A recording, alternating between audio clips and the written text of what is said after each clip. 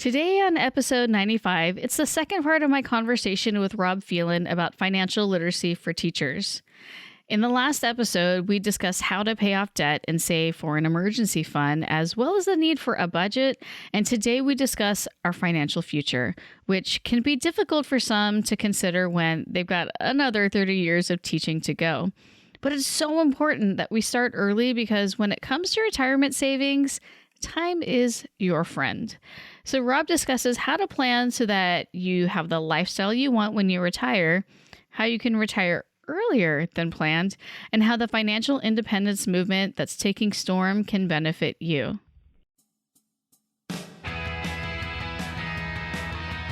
Welcome to the Teachers Need Teachers podcast, where we help new and beginning teachers navigate through those crazy first years of teaching so you can maintain your sanity and personal life. Here's your host, Kim Lepre.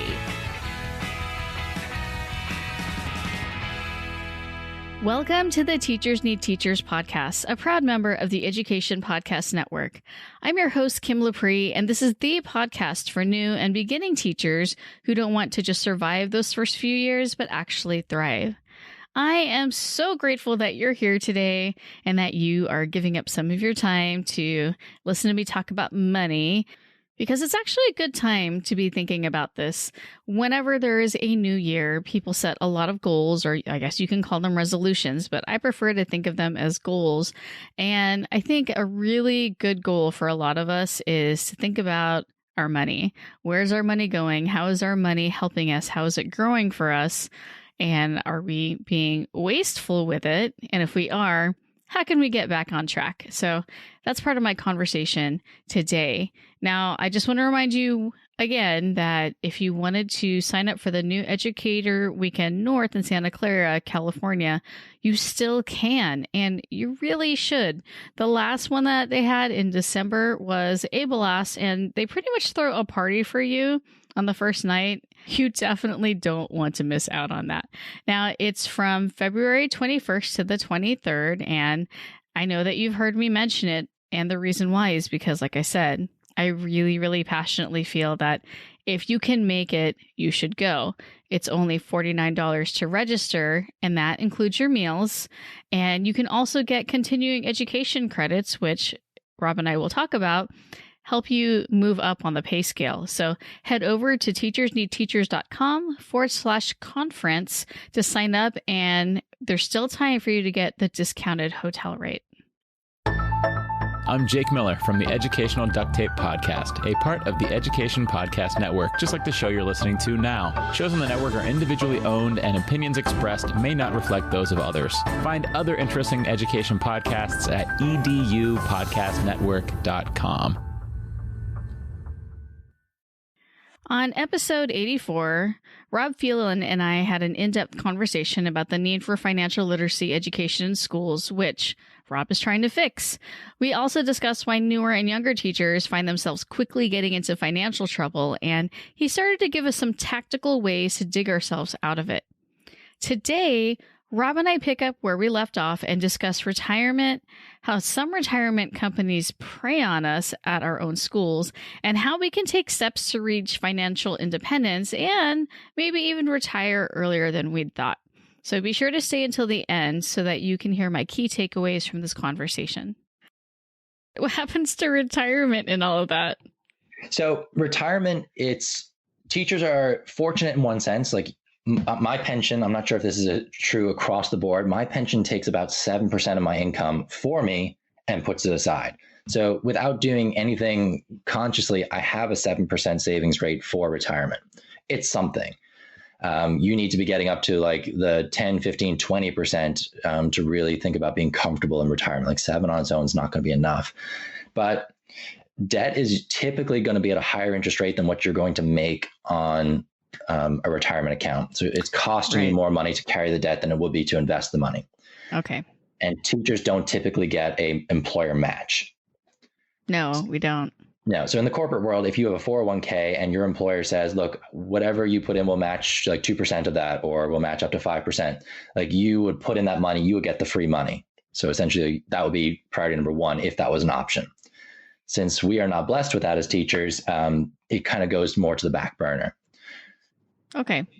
So then for retirement, this is the one that a lot of new teachers neglect. Like, you need to think about, okay, I'm starting this new job. I've got all these 1,000 things playing on my mind. The first of which is that first day of school.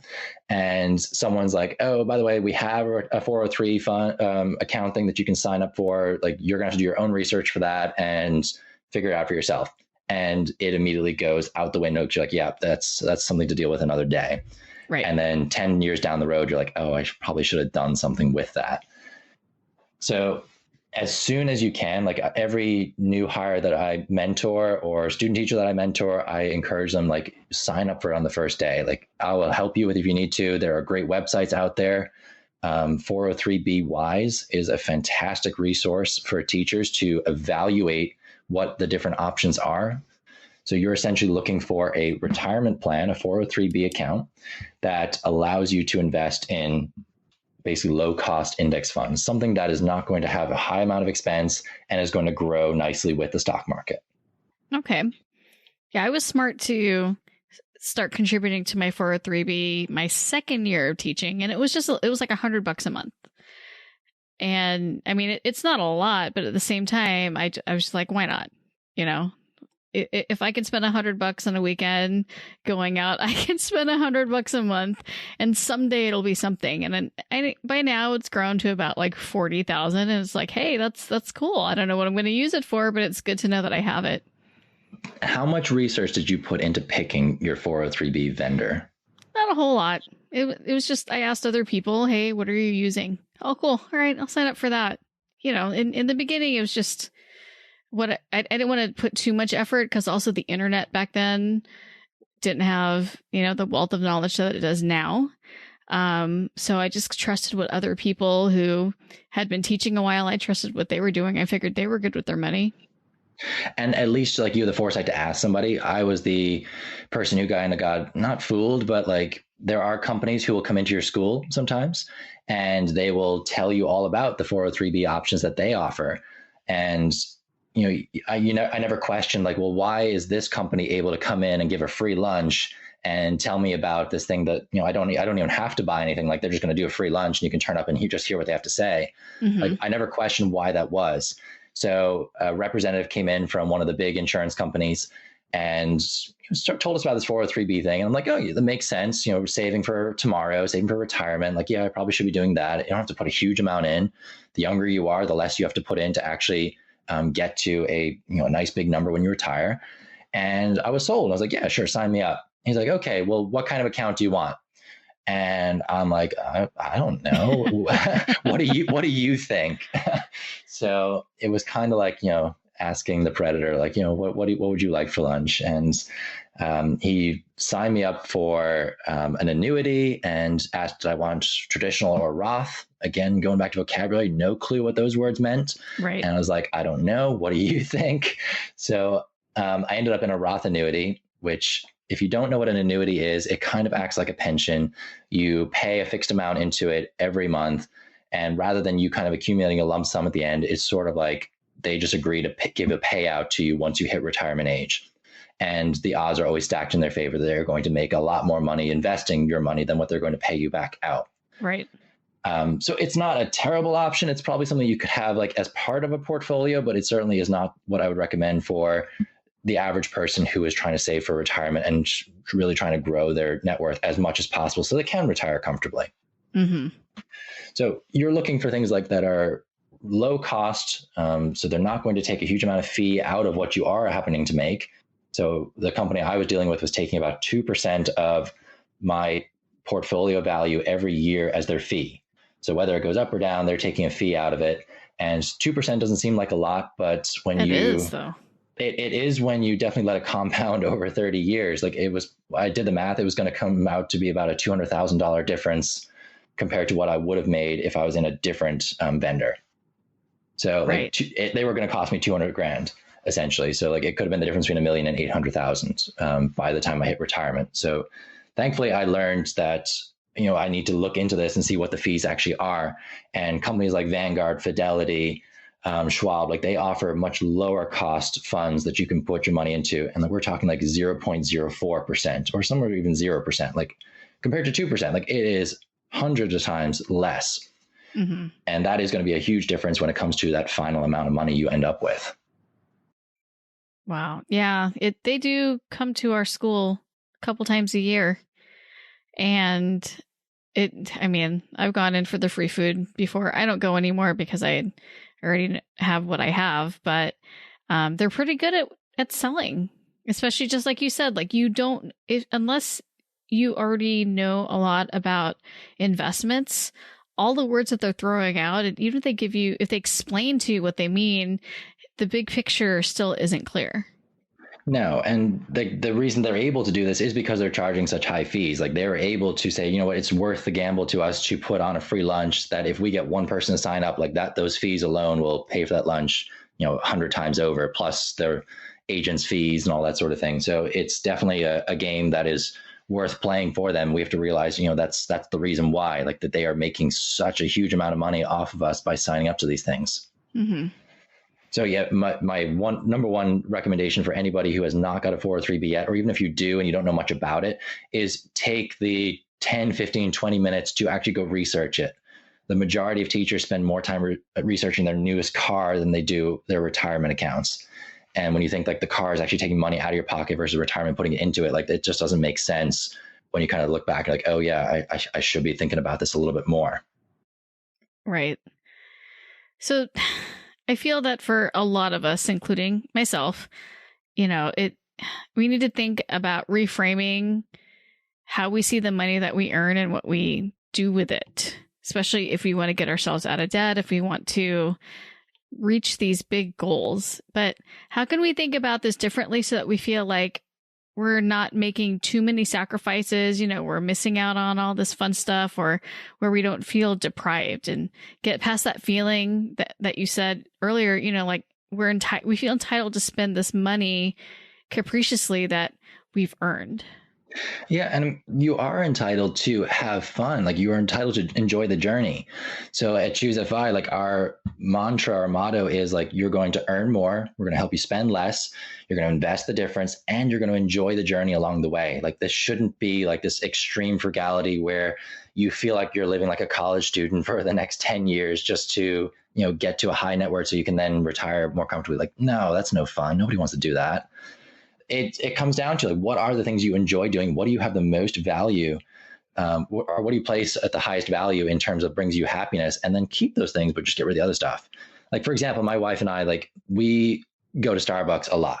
Like our our budget for Starbucks is silly, but at the same time, like that is when we go on dates together. Like we go out to Starbucks, we sit in the coffee shop, we have, a nice half hour to hour where we just sit and chat with each other. And we really value that. Mm-hmm. And we're not going out for like $100 meals on a regular basis. Like that is an expense that we think is worth having. So that stays in our budget. Right. Whereas the subscription to Netflix, like we were watching Netflix once in a blue moon, and it just, we didn't really care that much about TV. So we're like, all right, well, let's just get rid of Netflix. Like out it goes. And immediately you start creating space in your budget. The other side of it is, to look at your income and say, is there ways that I could increase my income? Like we feel like as teachers that we are limited to the salary that we're given. Like we are givers. We are here for the kids. We didn't go into teaching for the money. So it sometimes feels wrong to think about, okay, well, how do I get more money? How do I increase my salary? And then especially for new teachers, how do I do that without adding to my workload? Like I'm already doing a million things. How do I think about even trying to like create more income without really driving myself into the ground?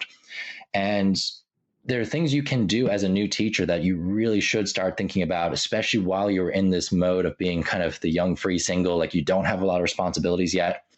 One of them is front loading your work. So like if you are creating resources, do a good job first time around so you can reuse those later and you don't have to spend as much time on your job and you can think about other things.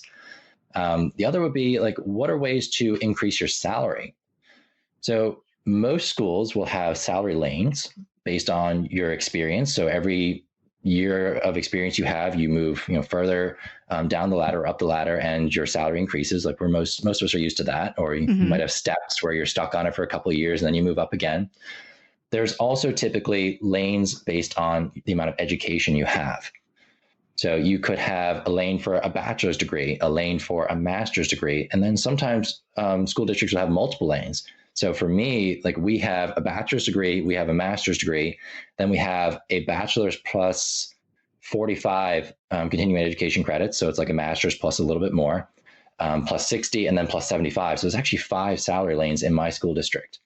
And I realized that early on that if I picked up all these kind of free CEUs that were being thrown around, like some of them were book studies, some of them were like take part in focus groups, some of them were actual classes.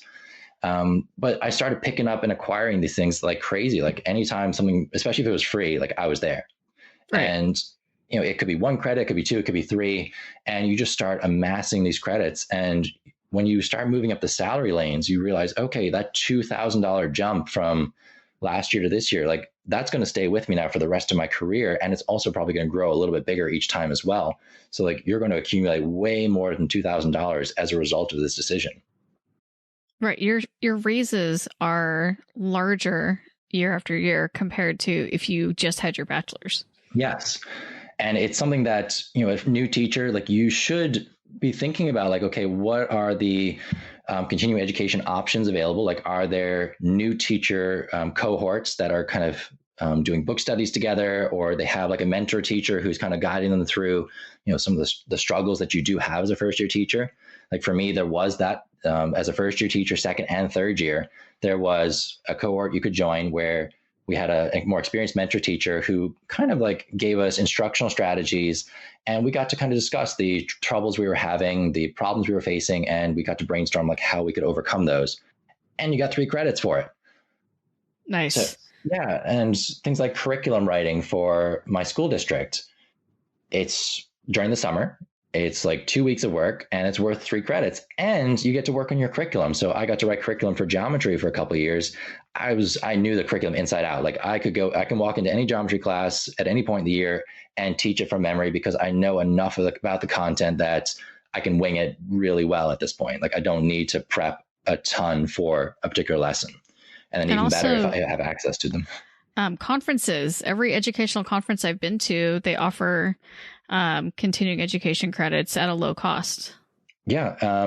My school district will pay for college credits. Like they have an allocation every single year that I think I can take 6 college credits a semester with partner colleges and particularly my community college, and they'll pay for it. So like a lot of teachers have to build towards their master's. So you get your bachelor's degree, and a lot of school districts will require a master's. So yes, you do have to accumulate credits for that. Try and do it spaced out as opposed to trying to cram them all in at the end, because your district may come back to you and say, well, we only pay for 6 a semester. It doesn't matter that you need to take 20.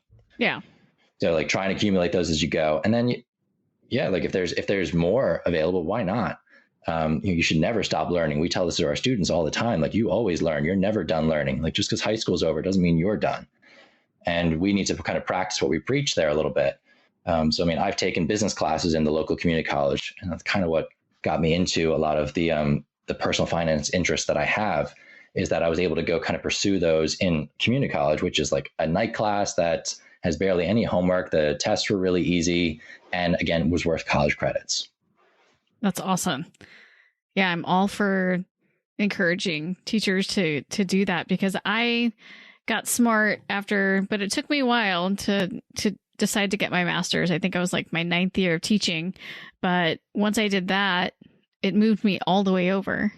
And so I'm gold. My raises are a lot better than if I hadn't done it. And yes, I did have to take on some debt for that, but the raises and, how much I can make, it exponentially went up. It feels like that. And especially since my pension is based on the highest 3 years, they average the highest 3 years of pay, then that also makes me a lot more comfortable in the future. Oh yeah. It'll have a great effect on your pension.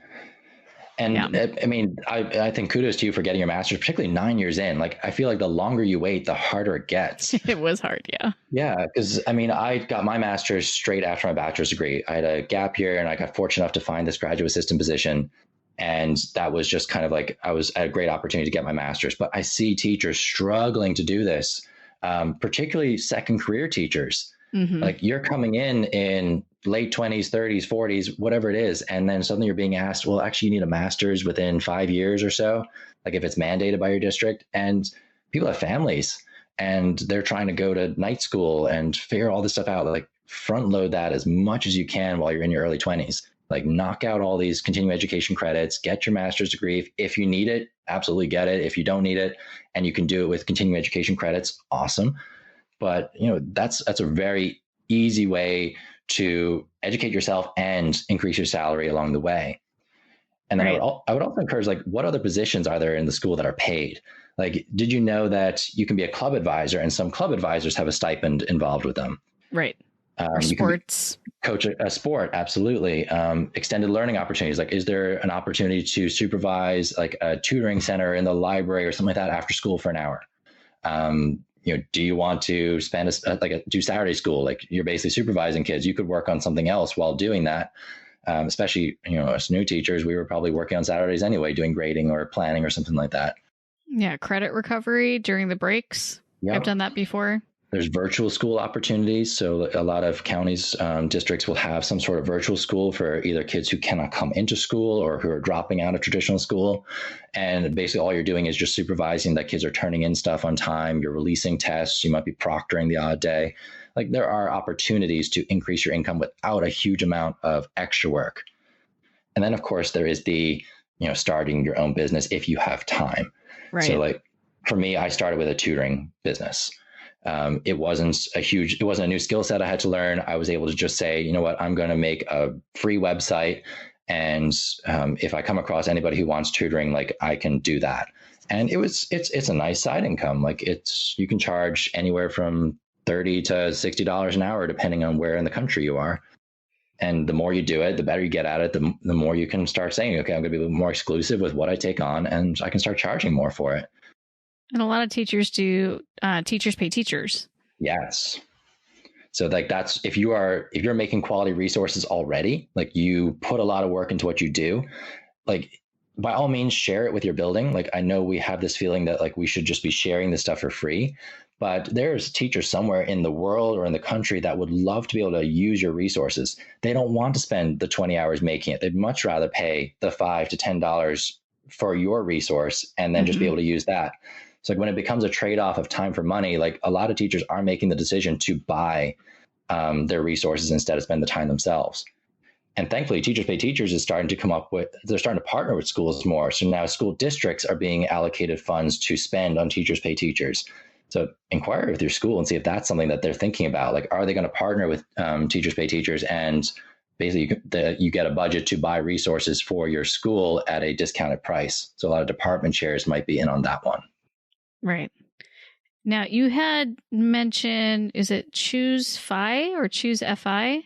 Yes. So the word choose, and then capital F, capital I stands for financial independence. So what is that idea of financial independence?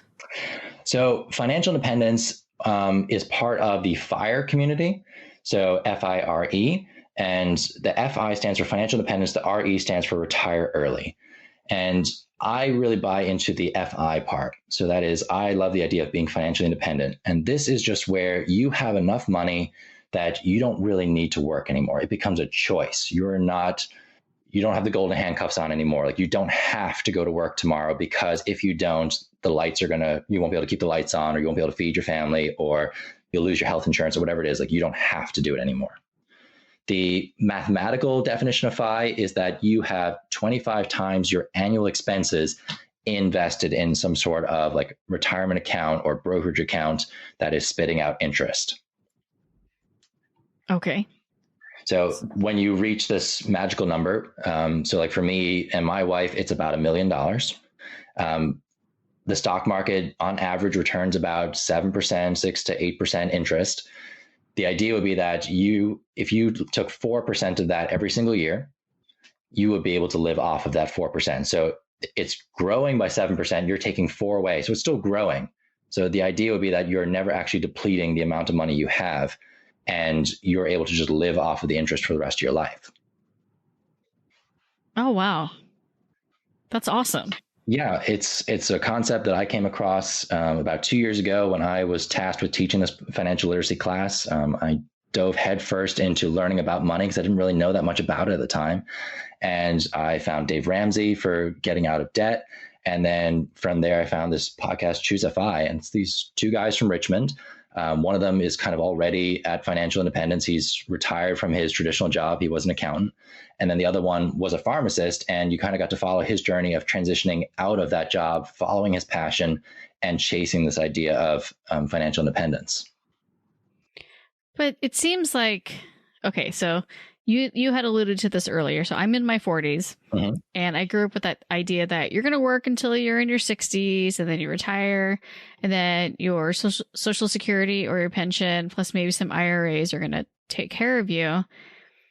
I don't know. It kind of seems like FI is kind of risky because you're kind of depending on the market for one, and then, you have to have these other streams of income to get to that point, right? I mean, we can't just try to get to FI, which is our teacher's salary. So is it risky compared to just having tenure at a school and having that guaranteed income when you retire? I mean, it can be done on just the teacher salary. There is a great blog called Millionaire Educator who in detail goes into how he went from just a normal teacher salary to millionaire status.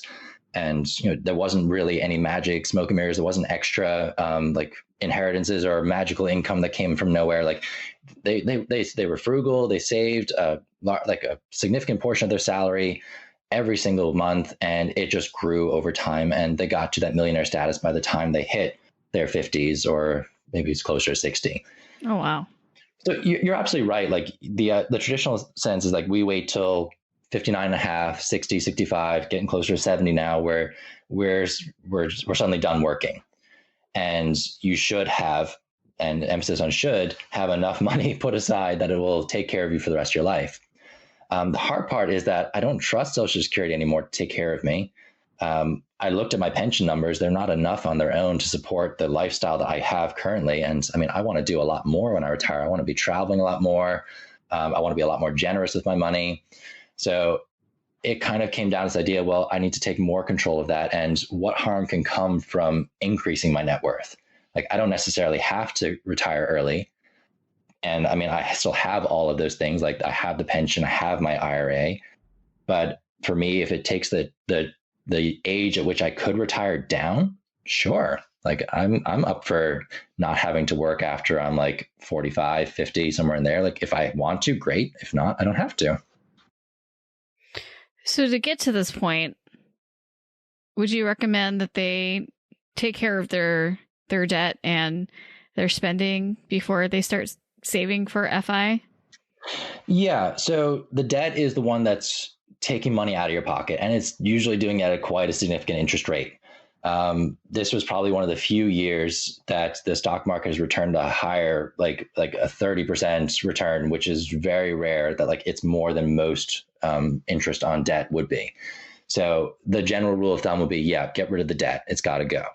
Try not to incur more debt. So as soon as you get rid of it, you get to ground zero. So you're at a zero net worth. What you own minus what you owe is zero. So you're back to what you were in probably high school.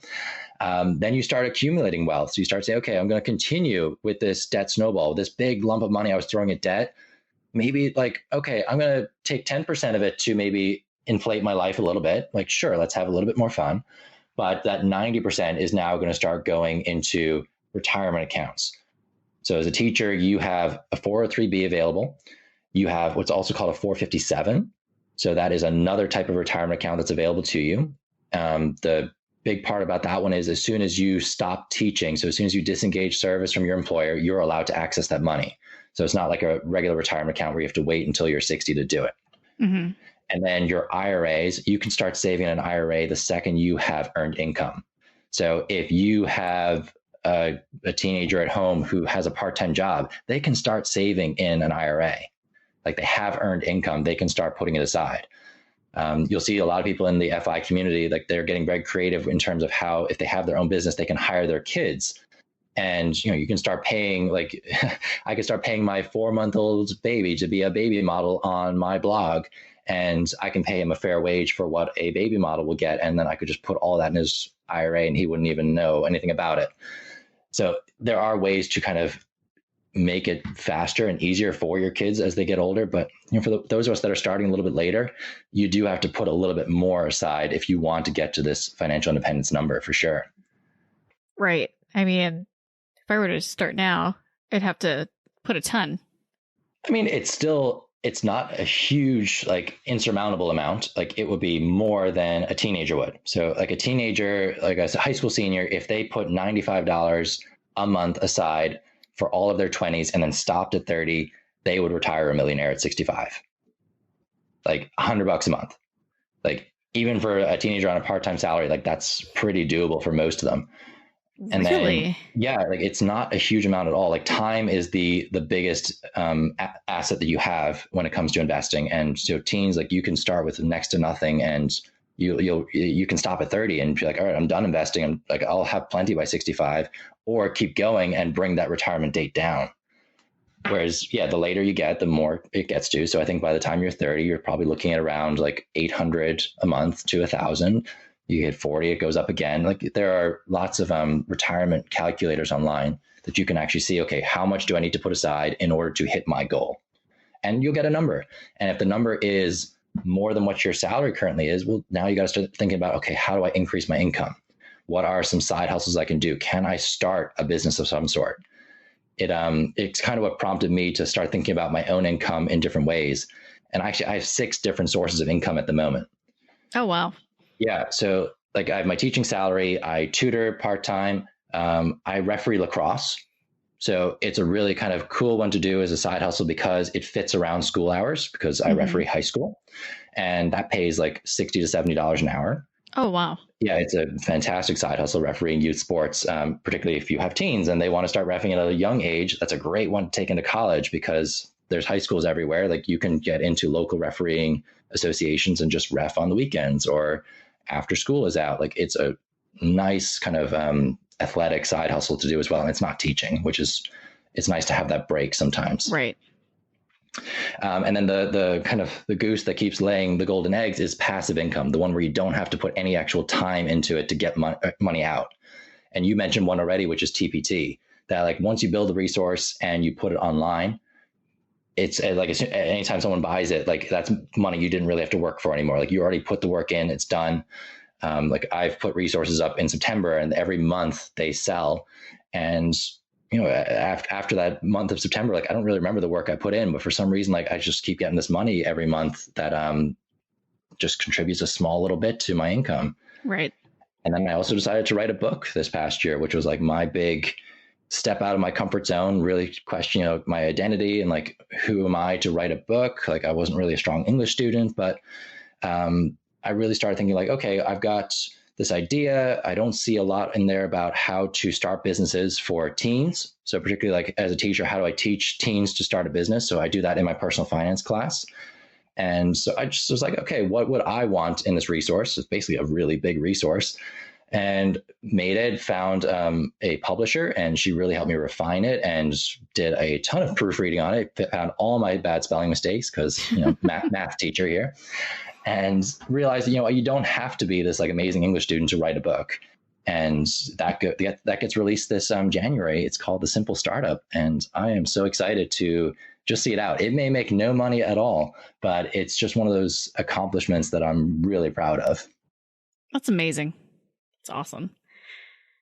Put all of your knowledge into that and then just pay it forward. Yeah. And same thing with the curriculum I've been working on. That is a free to use personal finance curriculum. So if you are teaching any subject where you feel like, there's a money topic in here somewhere, I really encourage you to check it out. Like, it's called choosefi.com/K12. And we've got every topic you can think of for financial literacy. So you could teach an entire standalone semester of it. You can say, all right, we are doing Let's see, we're doing exponential growth in math. Well, compound interest really feeds into that. Well, let's see what kind of money examples I can find for that, and then weave it in there.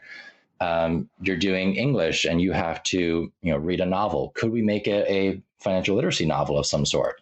I have to write a paper. Could I write a persuasive paper about some sort of financial literacy topic? Like, there are lots of different ways you kind of weave this into your teaching, and then you kind of get to benefit from it yourself because you get to learn about it as you go. Well, Rob, could you give us more information again about the book and where my listeners can find it if they're interested in that? Sure. So the book is called The Simple Startup. It's going to be getting released, I think, in the second half of January. It's gone to the printer at the moment. And you can find more information about that at www.thesimplestartup.com. The Simple Startup? .com. Okay.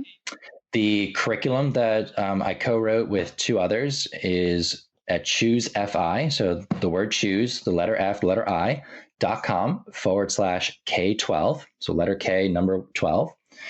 And if you're an educator and you're like, I want to start getting more of a grip on my own finances, I really recommend checking out different podcasts. Like, there's ChooseFI is a great podcast. I love it. There is a multitude of them out there.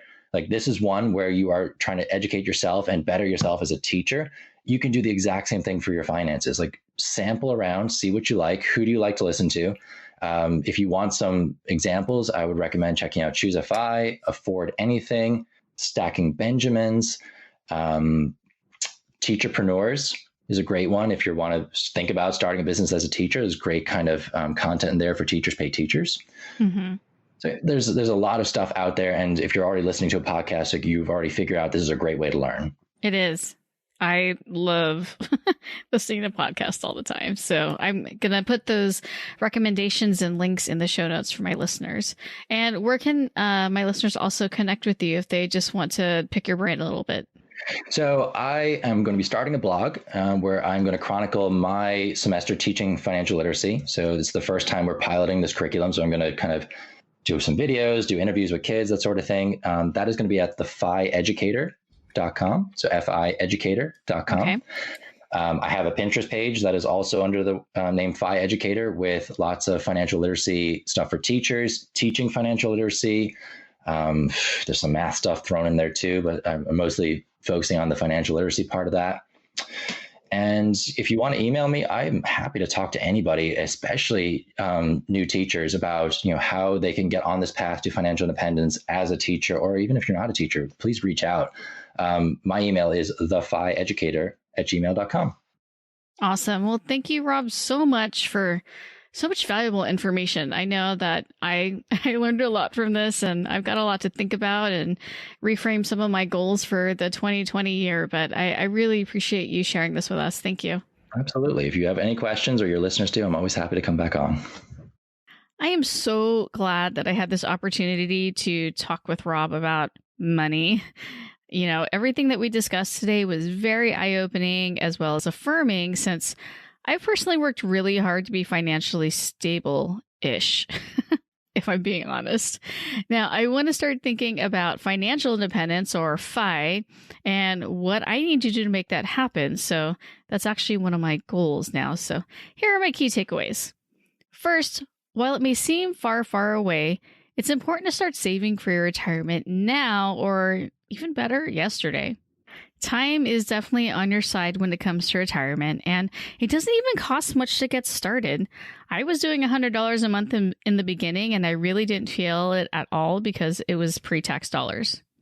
Next, there are so many 403B companies out there that are taking advantage of the fact that most teachers don't understand how the system works.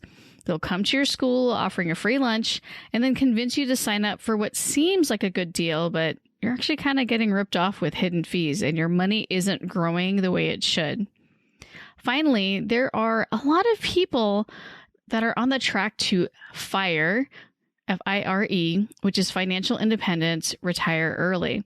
This means that if you reach financial independence, you could potentially stop working and just live off of the interest on your investments for the rest of your life. Imagine that. This would free you up to do whatever you want, whether it's traveling, taking on some meaningful and enjoyable work that you've always dreamed of, volunteering, or maybe even staying home and raising a family. So I hope that these 2 conversations with Rob will get you thinking about some choices you can make this year that will set you on the right financial track. It's not a lot of effort, nor is it a lot of money, but it can make a huge difference later on. I know that retirement seems like so far away, but trust me, you guys, as someone who's halfway through my career, I'm so glad that I took the time and invested that $100 to get me started. Now, in the show notes, I put the links to all of the websites that Rob mentioned, as well as included the podcasts that he recommended. So be sure to look at your screen for those if you want to learn more information about anything we discussed. All right, you guys, thanks for hanging out with me today and have a wonderful week. Thanks for listening to the Teachers Need Teachers podcast. Love this episode? Head over to Apple Podcast or Google Play to subscribe, rate, and leave a review.